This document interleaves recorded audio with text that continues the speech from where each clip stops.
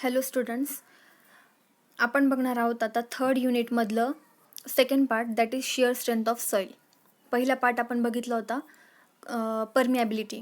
बरोबर, परमिॲबिलिटी म्हणजे काय, तिला फॅक्टर्स कोणकोणते अफेक्ट करतात आणि तिचं कोएफिशियंट काय के कसं डिटरमाइन केलं जातं, त्याचं टेस्ट बघितलं होतं, कॉन्स्टंट हेड टेस्ट आणि फॉलिंग हेड टेस्ट. तर आपण आता सेकंड पार्ट आपण स्टार्ट करणार आहोत थर्ड युनिटचं, ते म्हणजे शिअर स्ट्रेंथ ऑफ सॉइल्स. ठीक आहे. स्टार्ट करण्यापूर्वी ज्यांनी माझं यूट्यूब चॅनल सबस्क्राईब केलेलं नाही आहे त्यांनी यूट्यूब चॅनल सबस्क्राईब करा, जेणेकरून नवीन जे काही व्हिडिओज, लेक्चरचे व्हिडिओज, सब्जेक्टचे व्हिडिओज मी शेअर करेल त्याचे नोटिफिकेशन्स तुम्हाला मिळत जातील. आवडले असतील तर लाईक करा आणि बाकीच्या स्टुडंटसोबत शेअर करा. ठीक आहे. तर इथून पुढे आपण कंटिन्यू करूया. सॉईलची शिअर स्ट्रेंथ म्हणजे काय. तर सगळ्यांना माहिती आहे 3 प्रकारचे मटेरियल्स आहेत आपल्याला कन्स्ट्रक्शनमध्ये. बरोबर, सिव्हिल कन्स्ट्रक्शनमध्ये. पहिले येतं स्टील, दुसरे येतं कॉन्क्रीट आणि तिसरे येतं सॉईल. बरोबर, स्टील आणि कॉन्क्रीट मिळून आपलं बिल्डिंग तयार होते आणि आपली बिल्डिंग ही सॉईलवरती उभी असते. त्यामुळे हे 3 मटेरियल जे आहेत ते आपल्या सिव्हिलमध्ये फार इम्पॉर्टन्स आहे या 3 मटेरियल्सला. तर त्या तिन्ही मटेरियलची वेगवेगळी प्रॉपर्टी आहे. तिन्ही मटेरियलची वेगवेगळी स्ट्रेंथ आहे. तर स्टील हे टेन्साईलमध्ये काय जास्त स्ट्रॉंग आहे, म्हणजे ते टेन्शन चांगल्या प्रकारे सहन करू शकतं. बरोबर, तसं कॉन्क्रीट याची कॉम्प्रेसिव्ह स्ट्रेंथ चांगली असते, कारण कॉन्क्रीट हे कॉम्प्रेशन चांगल्या प्रकारे सहन करू शकतं आणि टेन्शनमध्ये तो वीक असतो. स्टील कॉम्प्रेशनमध्ये वीक असतो, टेन्शनमध्ये चांगला असतो. तसंच आता ह्या 2 मटेरियलप्रमाणेच स्टील आणि कॉन्क्रीटसारखंच सॉईलची पण एक वेगळी स्ट्रेंथ असते. सॉईलमध्ये कोणती कॅपॅसिटी असते, तर शिअर म्हणजे शिअरचा जो फोर्स आहे तो रेजिस्ट करायची कॅपॅसिटी सॉईलमध्ये चांगली असते. मग शिअर म्हणजे काय आणि मग शिअर स्ट्रेंथ म्हणजे काय सॉईलची. आता शिअर आणि स्ट्रेंथ म्हणजेच काय, the capacity of soil to resist the shear resist करायची जी सॉईलची कॅपॅसिटी आहे तिला म्हटलं जातं शिअर स्ट्रेंथ. तसंच कॉम्प्रेशन रेजिस्ट करायची कॅपॅसिटी जी आहे कॉन्क्रीटची तिला म्हटलं जातं कॉम्प्रेसिव्ह स्ट्रेंथ. आणि स्टीलचं टेन्शन रेजिस्ट करण्याची जी कॅपॅसिटी आहे स्टीलची तिला म्हटलं जातं टेन्साईल स्ट्रेंथ. ठीक आहे. आणि मग सॉईलची जी शिअर स्ट्रेंथ आहे ती पोअर वॉटरच्या प्रेझेन्सवरती अफेक्ट करते, म्हणून हे कॉम्प्लेक्स बिहेवियर तयार होतं. पोअर वॉटर म्हणजे काय, आपण ऑलरेडी लास्ट लेक्चरमध्ये स्टडी केलं आहे. पोअर वॉटर म्हणजे जे सॉईल पार्टिकल्समध्ये जे वॉइड्स असतात त्या वॉइड्समध्ये जर पाणी असेल तर ते पाणी काय करतं, म्हणजे थोडक्यात पोर्स आहेत. वॉइड्सला दुसरा शब्द काय आहे, पोर्स, मोकळी जागा, पोकळ जागा, त्याला आपण पोर म्हणतो किंवा वॉइड म्हणतो. मग ह्या वॉइड आणि पोरमध्ये जी मोकळी जागा असते तिथं जर पाण्याचं प्रेझेन्स असेल तर ते पाणी काय करतं, त्या पार्टिकलच्या सरफेसवरती प्रेशर अप्लाय करतं आणि आपण त्याला काय म्हणतो, मग पोर वॉटर प्रेशर म्हणतो किंवा पोर वॉटर म्हणतो. ठीक आहे. मग जर पोर वॉटरचं प्रमाण जास्त असेल तर त्या सॉईलची शिअर स्ट्रेंथ काय होते, हळूहळू कमी होत चालते. त्यामुळं सॉईलची जी शिअर स्ट्रेंथ आहे ती कशावर डिपेंड आहे, पोर वॉटरच्या प्रेझेन्सवरती. आणि त्यामुळं सॉईलचं जे स्ट्रक्चर आहे ते काय होत जातं, मग कॉम्प्लेक्स बिहेवियर होते. ठीक आहे. मग स्टडी करूया 1 बाय 1. मग ह्या ठिकाणी दाखवलेलं आहे, ही जी सॉईल आहे इथं स्ट्रिप फुटिंग दाखवली आहे आणि हे एम्बँकमेंट आहे. सगळ्यांना माहिती एम्बँकमेंट म्हणजे रोडच्या कडेला जो स्लोपिंग सरफेस असतो त्याला आपण एम्बँकमेंट म्हणू शकतो. ठीक आहे, हायवेला. मग पहिल्या डायग्राममध्ये तुम्हाला स्ट्रिप फुटिंग दाखवली आहे, दुसऱ्यामध्ये एम्बँकमेंट दाखवलेलं आहे. मग ह्या दोन्ही ठिकाणी काय होतं आहे, शिअर फेल्युअर होतं आहे सॉईलचं. शिअर फेल्युअरचा सरफेस जो आहे तो रेड कलरने दाखवलेला आहे बघा. बरोबर, मोबिलाइज्ड शिअर रेजिस्टन्स ॲरोने दाखवले जाते. तो रेड कलरचा जो सरफेस आहे तो म्हणजे फेल्युअर सरफेस आहे. म्हणजेच काय झालं आहे, त्या ठिकाणी मातीमध्ये क्रॅक गेलेला आहे, माती त्या ठिकाणी काय झाली आहे, लूज झालेली आहे. बरोबर, मग त्याला आपण काय म्हणतो, शिअर फेल्युअर. बघा, at failure shear stress along the failure surface reaches the shear strength. मग जेव्हा ज्या ठिकाणी सॉईलची शिअर स्ट्रेंथ म्हणजे ज्या ठिकाणी शिअर स्ट्रेस जो आहे, स्ट्रेस म्हणजे ताणतणाव, बरोबर, आणि तो तणाव कशामुळे तयार झालेला आहे, शिअरमुळे झालेला आहे. शिअर म्हणजे थोडक्यात स्लायडिंग फोर्स. 2 पार्टिकलमधला जो स्लायडिंग फोर्स आहे त्याच्यामुळे जो नवीन फोर्स डेव्हलप होतो दोघांमध्ये सरफेसवरती त्याला आपण म्हणतो शिअर. बरोबर, घर्षणमुळे 2 पार्टिकल एकमेकांवरती जर घासत असतील तर मग त्यांच्यामध्ये काय तयार होतं, शिअर फोर्स तयार होतो. आणि shear force per unit area म्हणजेच काय, आपण काय डिनोट करतो नवीन टर्म, ती म्हणजे स्ट्रेस. शिअर फोर्स आहे म्हणून शिअर फोर्सनी जो डेव्हलप केलेला आहे स्ट्रेस, त्याला आपण काय म्हणतो, शिअर स्ट्रेस. ठीक आहे. मग शिअर स्ट्रेस ज्या ठिकाणी जास्त असेल, आता हे बघा एवढं सॉईलचा मास आहे बरोबर, इथे एवढं पूर्ण सॉईल आहे, पण ह्या ठिकाणी काय झालेलं आहे, त्या सॉईलमधला शिअर स्ट्रेस जो आहे तो सॉईलचे शिअर स्ट्रेंथपर्यंत पोहोचलेला आहे ह्या पॉईंटला, ह्या सरफेसला. त्यामुळं त्या ठिकाणी काय झालं, मग माती ही फेल झाली शिअरमध्ये. ठीक आहे. आणि बाकीच्या ठिकाणी शिअर स्ट्रेस हा मातीच्या शिअर स्ट्रेंथपर्यंत अजून पोचलेला नाही आहे, म्हणजे शिअर स्ट्रेस या ठिकाणी कमी आहे अजून, जी काही मातीची शिअर स्ट्रेंथ असेल, त्यामुळे इथं फेल्युअर झालेलं नाही आहे बाजूच्या ठिकाणी. ठीक आहे. तसंच ह्या ठिकाणी आता रिटेनिंग वॉल दाखवलेली आहे. रिटेनिंग वॉल सगळ्यांना माहिती आहे. रिटेनिंग वॉल काय करत असते, त्याचं जे हे मटेरियल झालं बॅकफिल बरोबर. मग बॅकफिल मटेरियलला सपोर्ट करायचं काम काय करते, रिटेनिंग वॉल करत असते. जे काही लूज मटेरियल आहे ते त्याला सपोर्ट करायचं काम रिटेनिंग वॉल करत असते बरोबर. मग ह्या ठिकाणी सुद्धा सॉईल काय झालेली आहे, फेल झालेली. बघा ती कुठे झाली, ज्या ठिकाणी वीक सेक्शन होईल, म्हणजे ज्या ठिकाणी आता इथं हे मटेरियल काय करणार आहे, त्या वॉलवरती फोर्स अप्लाय करणार आहे. आणि फोर्स अप्लाय करत असताना हे जे सॉईल पार्टिकल्स आहेत, त्या सॉईल पार्टिकलवरती सुद्धा काय होणार आहे, एकमेकांमध्ये फ्रिक्शन होणार आहे बरोबर, फ्रिक्शन. मग ज्या सॉईल पार्टिकल्समध्ये फ्रिक्शनची जी कॅपॅसिटी ती कमी होईल, म्हणजे ज्या ठिकाणी आता सगळीकडे स्ट्रेस अप्लाय होणार आहे, प्रत्येक पार्टिकलवरती स्ट्रेस अप्लाय होणार आहे. मग ज्या पार्टिकलच्या सरफेसवरती शिअर स्ट्रेस जास्त अप्लाय होणार आहे त्याच्या स्ट्रेंथपेक्षा, मग त्या ठिकाणी काय होईल, फेल्युअर होईल. मग बघूया आपण पुढे. बघा ह्या ठिकाणी काय झालेलं आहे, फेल्युअर झालेलं आहे. कारण ह्या लाईनच्या कॉन्टॅक्टमध्ये जेवढे काही पार्टिकल आहेत, सॉईल पार्टिकल, त्यांची जी कॅपॅसिटी ती काय झाली, कमी पडली शिअर स्ट्रेस रेजिस्ट करण्यासाठी. त्यामुळं त्या ठिकाणी मग ती सॉईल काय झाली, फेल झाली म्हणजेच काय, तेवढा पोर्शन बघा तो खाली ढासळला आहे, म्हणून रिटेनिंग वॉल खालच्या दिशेने सरकली आहे. ठीक आहे. अशा पद्धतीचं फेल्युअर होतं सॉईलमध्ये. सॉईल मग कशामध्ये फेल होते, जनरली शिअरमध्ये फेल होते. आणि सॉईलमध्ये कोणत्या प्रकारची स्ट्रेंथ असते, तर सॉईलमध्ये शिअर स्ट्रेंथ असते. त्यामुळं नेहमी सॉईल ही शिअरमध्ये आपण चेक करतो. कॉन्क्रीटचं काय चेक करत असतो आपण, नेहमी कॉम्प्रेसिव्ह स्ट्रेंथ चेक करत असतो. आणि स्टीलचं काय चेक करत असतो, नेहमी टेन्साईल स्ट्रेंथ चेक करत असतो. ठीक आहे. मग ह्या ठिकाणी बघा फेल्युअर मेकॅनिझम दाखवलेलं आहे. याला म्हटलं जातं फेल्युअर सरफेस, जे रेड मार्कने दाखवले. आणि ह्या ठिकाणी बघा इथं दाखवलेलं आहे, मेन्शन केलेलं आहे. म्हणजेच काय, the soil grains slide over each other along the failure surface. Failure होतं आहे म्हणजे काय, जो काही फेल्युअर सरफेस आहे तिथले जे काही सॉईल ग्रेन्स आहेत ते काय होतात, एकमेकांवरती स्लाईड होतात. आणि स्लाईड झाले म्हणजेच मग त्यांच्यामध्ये कॉन्टॅक्ट राहत नाही आणि मग ते काय होतात, स्लाईड होतात. ठीक आहे. No crushing of individual grains. Fail होत असताना कोणत्याही ग्रेनचं क्रशिंग होत नाही बरोबर, ते फक्त स्लाईड होतात, एवढं लक्षात असू द्या. मग स्लाईड होत असताना मग त्या ठिकाणी जे काही प्रिन्सिपल स्ट्रेसेस ॲक्ट होतात, स्ट्रेसेस कोणकोणते ॲक्ट होतात आणि कसे ॲक्ट होतात, मग ते बघा. काय करतं, आता फेल्युअर सरफेस बघा, इथं जो ब्ल्यू सर्कलमध्ये जो काही पार्ट दाखवलेला आहे तो इथं मॅक्झिमाइज केलेला आहे. ठीक आहे. मग आपण हा मॅक्झिमाइज पार्ट लक्षात घेऊया. प्रत्येक सॉईल पार्टिकलवरती काय अप्लाय होत असतो, नॉर्मल स्ट्रेस अप्लाय होत असतो. त्याला म्हटलं जातं सिग्मा. सिग्मा हा काय आहे, नॉर्मल स्ट्रेस बरोबर, तो प्रत्येक पार्टिकलवरती अप्लाय होत असतो. मग ज्या ठिकाणी सरफेस फेल होतं, रेड लाईन दाखवलेली बघा, रेड लाईन, ह्या ठिकाणी सरफेस फेल झालेलं आहे. मग त्या सरफेसवरती नॉर्मल स्ट्रेस ॲक्ट होतो आणि मग त्या सरफेसमध्ये काय असतं, स्लायडिंग मोशन चालू असते, सायमल्टेनियसली स्लाईड होत असतं तो. आणि जेव्हा ती स्लायडिंगचं म्हणजे त्याचा जो रेझिस्टन्स आहे तो जेव्हा कमी पडेल फ्रिक्शनल फोर्सला, तेव्हा ते तो सरफेस काय होईल, फेल होईल. मग सगळ्यांना माहिती आहे शिअर म्हणजे हे दोन ऑपोजिट फोर्सेस असतात. शिअर स्ट्रेस हा टाऊने रिप्रेझेंट केलेला आहे. ठीक आहे. मग ह्या दिशेने एक टाऊ ॲक्ट करतोय आणि दुसऱ्या दिशेने अपोजिट डायरेक्शनला दुसरा टाऊ ॲक्ट करतोय. म्हणजेच काय, हे दोन पार्टिकल काय होतात, एक ह्या दिशेने दुसरीकडे मूव्ह करतोय, स्लाईड करतोय, आणि खालचा दुसऱ्या अपोजिट डायरेक्शनला मूव्ह करतोय किंवा स्लाईड करतोय.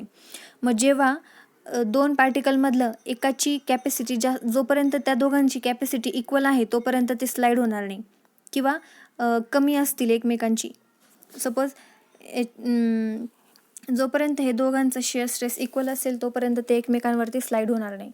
पण जेव्हा एक कंपोनंट जेव्हा एक्सेस होईल दुसऱ्या कंपोनंटपेक्षा, तेव्हा काय होईल, हा कंपोनंट फोर्सफुली पुढं मूव्ह होईल आणि दुसऱ्यावरून तो काय होईल, स्लाईड होईल, आणि त्या ठिकाणी आपली माती काय होईल, फेल होईल. मग बघा, सिग्मा हा नॉर्मल स्ट्रेस आणि टाऊ हा शिअर स्ट्रेस. कारण ज्या ठिकाणी शिअर झालेला आहे त्या ठिकाणी जो ताणतणाव निर्माण झाला आहे त्याला आपण काय म्हणतो, शिअर स्ट्रेस. ठीक आहे. आणि मग फेल्युअरच्या ठिकाणी, हा फेल्युअर सरफेस आहे बरोबर, मग फेल्युअरच्या ठिकाणी जो काही स्ट्रेस असेल, शिअर स्ट्रेस असेल सॉईलमधला, त्याला आपण म्हणतो शिअर स्ट्रेस ॲट फेल्युअर, किंवा त्यालाच आपण म्हणू शकतो शिअर स्ट्रेंथ ऑफ सॉईल. ठीक आहे. मग एक सायंटिस्ट आहे ज्यांनी शिअर स्ट्रेसचं जे आहे सॉईलचं शिअर स्ट्रेस त्याची इक्वेशन मांडलं, त्याच्यावरती त्यांनी रिसर्च केला, एक्सपेरिमेंट केला. मग त्याचं नाव आहे मोहर कुलम, आणि त्यांनी मग सॉईलचं जे फेल्युअर होतं त्याचा क्रायटेरिया त्यांनी मांडला, त्याला म्हटलं जातं मोहर कुलम फेल्युअर क्रायटेरिया. मग त्यांनी दोन जे पॅरामीटर्स आहेत ते इन्सर्ट केलेले आहे त्याच्यामध्ये, सी आणि फाय. हे जे दोन पॅरामीटर आहे ते सॉईलची कॅपॅसिटी जी आहे किंवा सॉईलची जी शिअर स्ट्रेंथ आहे ती ठरवतात किंवा ती डिटरमाइन करतात. आपल्याला जर सॉईलची शिअर स्ट्रेंथ किती आहे ते जर डिटरमाइन करायचं असेल तर आपल्याला हे दोन पॅरामीटर फाइंड आउट करावं लागतात. म्हणजेच काय की हे जे दोन पॅरामीटर आहेत ते शिअर स्ट्रेंथचे काय आहेत, मेन भाग आहेत. मग त्यांनी इक्वेशन मांडलं, काय मांडलं कुलमनी, tau F is equals to C plus sigma tan phi, हे त्यांनी इक्वेशन मांडलं. टाऊ एफ म्हणजेच काय, shear stress at failure. F म्हणजे फेल्युअर, फेल्युअरला जो काही शिअर स्ट्रेस असेल तो is equals to C. C म्हणजे कोहेजन, कारण दोन सॉईल पार्टिकलमध्ये काय असणार आहे, कोहेजन असणार आहे. मग ते किती आहे त्या फेल्युअर सरफेसला, ते कोहेजन, प्लस सिग्मा म्हणजे नॉर्मल स्ट्रेस. म्हणजे सॉईलवरती जे काही नॉर्मल स्ट्रेस ॲक्ट होत असतो सिग्मा, तो at the time of failure, तो म्हणजे सिग्मा. ठीक आहे. आणि इंटू टॅन फाय. फाय म्हणजे internal friction, angle of internal friction. लक्षात असू द्या, अँगल ऑफ इंटरनल फ्रिक्शन म्हणजे जे दोन पार्टिकल्स असतात त्यामध्ये फ्रिक्शन जे होत असतं बरोबर, हा इकडं मूव्ह होणार, हा दुसऱ्या डायरेक्शनला मूव्ह होणार. मग हे जे अपोजिट डायरेक्शनला मूव्ह होणार, मग ते मूव्ह होत असताना त्यांच्यामध्ये फ्रिक्शन होता बरोबर. मग तो जो त्यांच्यामध्ये जो काही फ्रिक्शन अँगल आहे तो रिप्रेझेंट केला जातो फायने बरोबर. मग त्यांनी हे एक इक्वेशन मांडलं, tau F is equals to C plus sigma tan phi. आणि मग त्यांनी एक्सपेरिमेंट केलेलं आहे. याचे कोणकोणते एक्सपेरिमेंट्स आहेत ते आपण पुढं, म्हणजे एक्सपेरिमेंटेशन जे आहेत वेगवेगळे, direct shear test, vane shear test, अशा ज्या टेस्ट त्यांनी कंडक्ट केलेल्या आहेत त्या आपण स्टडी करणार आहे. त्याच्यानुसार मोहर कुलमचा क्रायटेरिया बघणार आहेत आपण पुढे. ठीक आहे. मग त्याने काय केलं, normal stress versus shear stress हा ग्राफ प्लॉट केला बरोबर. Normal stress versus shear stress. आता हा ग्राफ कसा प्लॉट करायचा हे पुढं टेस्टमध्ये आपल्याला कवर होणार आहे. फक्त इथं ग्राफमध्ये काय आहे, टर्म्स कोणत्या आहेत तेवढं फक्त समजून घ्या. ठीक आहे. मग बघा, हा फेल्युअर एन्व्हलप आपल्याला मिळतो जेव्हा टेस्ट कंडक्ट केली जाते सॉईल सॅम्पलवरती. सॉईल सॅम्पलवरती टेस्ट कंडक्ट केल्यानंतर नंबर ऑफ एक्सपेरिमेंट्स कंडक्ट केल्या जातात. मग आपल्याला खूप सारे व्हॅल्यूज मिळतात सिग्मा आणि टाऊच्या, आणि त्या सिग्मा आणि टाऊसचे मग काय करतो आपण, ते पॉईंट्स प्लॉट करतो. आणि पॉईंट्स प्लॉट केल्यानंतर मग आपल्याला ते पॉईंट्स काय करायचे, त्याच्यावरून एक स्ट्रेट लाईन ड्रॉ करायची, आणि ती स्ट्रेट लाईन मग वाय ॲक्सिसला जिथं टच होईल तिथं टच करायची. आणि तिथून मग हे बघा, आता सपोज आपल्याला ही लाईन मिळालेली आहे नंबर ऑफ टेस्ट कंडक्ट केल्यानंतर, आणि ही लाईन ह्या ठिकाणी टच होती वाय ॲक्सिसला. मग इथून ते 0पर्यंत जे काही डिस्टन्स आहे त्याला म्हटलं जातं कोहेजन. ठीक आहे.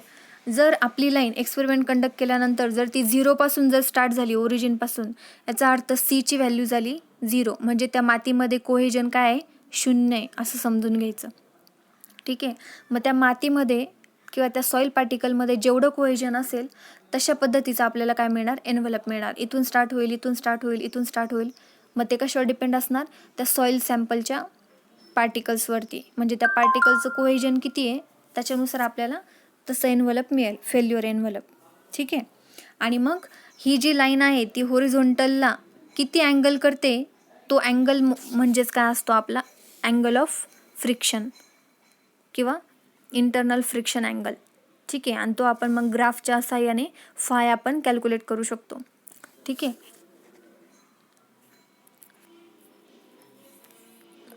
मग अशा पद्धतीने आपण काय केलं, सी आणि फायच्या व्हॅल्यूज काढल्या ग्राफच्या मदतीने.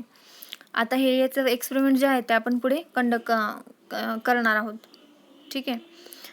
बघा आणखीन एक, आता हे होतं स्ट्रेस, हा होता शिअर स्ट्रेस पण विदाऊट पोर वॉटर प्रेशर. बरोबर, पोर वॉटर प्रेशर कन्सिडर न करता.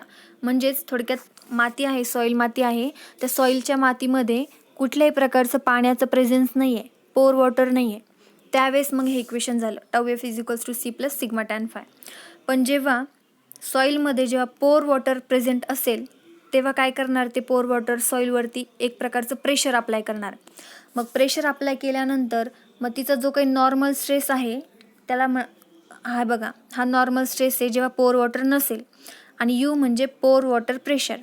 मग काय केलं, मग इफेक्टिव्ह स्ट्रेस याच्यामध्ये एक नवीन टर्म आली. इफेक्टिव्ह स्ट्रेस मग आपल्याला कॅल्क्युलेट करावं लागेल. इफेक्टिव्ह स्ट्रेस म्हणजेच काय, जो काही नॉर्मल स्ट्रेस ॲक्ट होतो आहे सॉईलवरती त्याच्यातून पोर वॉटर प्रेशर काय करायचा, मायनस करायचा. आणि जे काही आपल्याला स्ट्रेसची व्हॅल्यू मिळेल, नॉर्मल स्ट्रेसची व्हॅल्यू, तिला आपण काय म्हणतो, इफेक्टिव्ह स्ट्रेस म्हणतो. ठीक आहे. केसेस कोणत्या सांगितल्या बघा, नुसतं नॉर्मल स्ट्रेस आणि इफेक्टिव्ह स्ट्रेस म्हणजे बघा नेमकं काय. नॉर्मल स्ट्रेस म्हणजे काय, सपोज केस वन आणि केस सेकंड. केस वन म्हणजे सॉईल पार्टिकल्स आहेत, त्यांच्यामध्ये जे काही व्हॉइड्स आहेत ते व्हॉइड्स आता सध्या काय एअरनी फिलअप आहे किंवा त्यांच्यामध्ये पाणी नाही आहे. बरोबर. मग ह्यांच्यामध्ये जे काही फ्रिक्शन होत असेल, मग फ्रिक्शन होत असताना प्रत्येक पार्टिकल काय करणार, नॉर्मल स्ट्रेस अप्लाय करणार. मग तो जो स्ट्रेस असेल तो म्हणजे सिग्मा, तो नॉर्मल स्ट्रेस झाला. इथं कोणत्याही प्रकारचं पाण्याचं प्रेशर अप्लाय होतो आहे का पार्टिकल्सवरती, नाही. आता दुसऱ्या केसमध्ये जेव्हा पार्टिकल्समधलं जे काही वॉइड्स आहे ते जेव्हा पाण्याने भरलं जातं तेव्हा पाणीसुद्धा काय करत असतं, त्या पार्टिकल्सवरती नॉर्मल प्रेशर अप्लाय करत असतं. त्याला आपण काय म्हणतो, पोर वॉटर प्रेशर. मग इथं जे नॉर्मल प्रेशर होतं, नॉर्मल स्ट्रेस होता, त्याच्यातून आपल्याला काय करावं लागणार आहे, हे पोर वॉटर प्रेशर मायनस करावं लागणार आहे, जेणेकरून आपल्याला ॲक्च्युअल स्ट्रेस किती अप्लाय होतो त्या पार्टिकलवरती, नॉर्मल स्ट्रेस किती अप्लाय होतो ते आपल्याला मिळेल.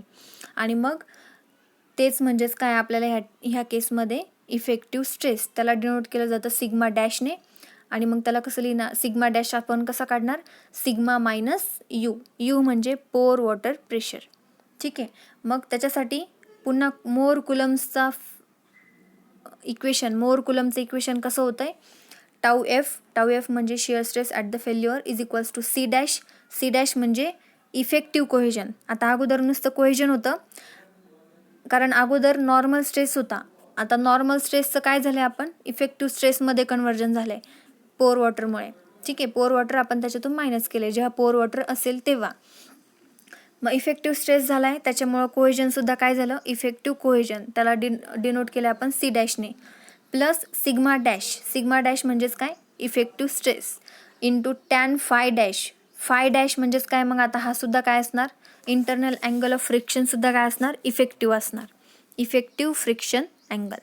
ठीक आहे. अशा पद्धतीने मग हे मॉडिफाईड इक्वेशन झालं मोर कुलमचं ॲट फेल्युअर क्रायटेरिया. केव्हा, when pore water is present in the soil, in that case Mohr Coulomb equation is tau F is equals to C dash plus sigma dash into tan phi dash. आणि sigma dash कसं calculate करणार, sigma dash is equals to sigma minus U is nothing but the pore water pressure, sigma is nothing but the normal stress and sigma dash is nothing but the effective stress.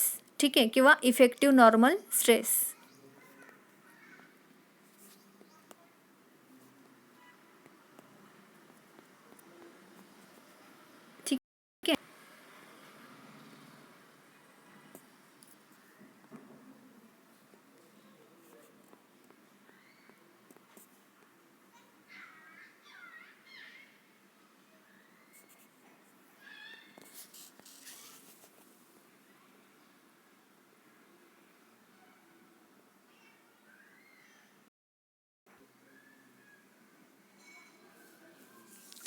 ठीक आहे, तर तुम्हाला sigma dash आणि sigma आणि you समजलेलं आहे. तर पुढे आपण बघूया, स्लाईडमध्ये बघूया शिअर स्ट्रेस फेल्युअर कसं होतं. बघा, ही इमेज आहे. ह्या इमेजमध्ये बघा, या ठिकाणी फेल्युअर झालेलं आहे सॉईलचं, माती ढासळली आहे बघा. मग तो फेल्युअरचा सरफेस हा झाला झिगझॅगमध्ये. ठीक आहे, माती या ठिकाणी काय झाली, स्लाईड झाली. हे एम्बँकमेंट आहे, याच्यावरतून एक रोड गेलेला आहे बरोबर. रोडच्या खाली एम्बँकमेंट आहे, उतरती जमीन. तिथं मग ही सॉईल ढासळली आहे. का ढासळली आहे? कारण तिथं ज्या ठिकाणी फेल्युअर झालेलं आहे त्या ठिकाणी सॉईल ही शेअरमध्ये काय झाली, फेल झाली.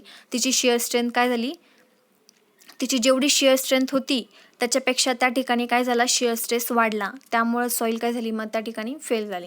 त्यामुळं जमीन मग काय झाली आहे, खाली मूव्ह झाली.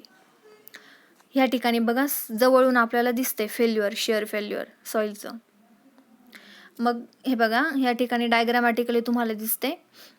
ऑलरेडी ही ओरिजिनल पोझिशन होती सॉईलची, जिथं डॅश डॅश दाखवलेलं आहे. अगोदर असं सॉईल पार्टिकल्स होते एकदम इंटॅक्ट. जेव्हा सॉईलचं फेल्युअर झालं या सरफेसला बरोबर, मग ती सॉईलचे पार्टिकल्स काय आले, खाली निघून आले बरोबर, खाली मूव्ह झाले, स्लाईड झाले. अशा पद्धतीचं फेल्युअर झाले सॉईलमध्ये.